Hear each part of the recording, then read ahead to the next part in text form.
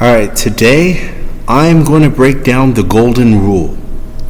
So often in the Bible we hear about the golden rule, which Jesus said, treat others how you want to be treated. Now in ancient times the Romans were very smart people, so they understood the golden rule quite perfectly in its original text. Treat others how I want to be treated. Seems like common sense, right? But in our society, common sense is not all that common. So, I'm going to break down the golden rule in a different way for your understanding. Now, the golden rule says, treat others how you want to be treated. But a more simpler and easier to understand way to say the same exact thing is saying, I treat myself how I treat others. Because by scientific nature, we all treat ourselves exactly how we treat others. And it's nothing that we can do about it. Some people call it the law of karma, but scientifically speaking, we cannot turn this part of life off. It is one of those impossible things that we can control. You can call it the law of God or the law of nature or divine law. Depending on your level of understanding, it would be that. But in reality, we are always treating ourselves exactly how we treat others. This is why people who yell at other people are always angry and have hard time sleeping and never find peace of mind. Because you cannot find peace of mind and treat others like crap. It's impossible. So the reason why Jesus said treat others how you want to be treated is because by nature we treat ourselves exactly, and I mean exactly how we treat others. So a simpler way of understanding the golden rule is I treat myself exactly how I treat others. Just say that. I treat myself exactly how I treat others. Let's say it 3 times together. I treat myself exactly how I treat others.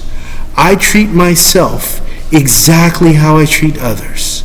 I treat myself exactly how I treat others. When you grasp that principle, then you start treating others with respect, because you realize that there is absolutely nothing that you personally can do about it. It's the law of God. It's the law of nature. It's beyond our physical control. It's just the way God made the planet. And the tricky thing about truth, and the number one key to truth, is accepting it. Because truth is always something that we cannot change, no matter our upbringing. Now, I know in America, we've been taught a certain set of conditions that humans tend to lean to because everybody else is leaning to them. But in other cultures, people lean to some of these ideas less. So it's really hard for Americans especially to fathom certain ideas. That doesn't mean that the rest of the world has it all figured out. But what it does mean is that America has it less figured out. And it's really the government and different factions within the government's fault for that, because humans tend to follow leaders, and the government is the leader of the country.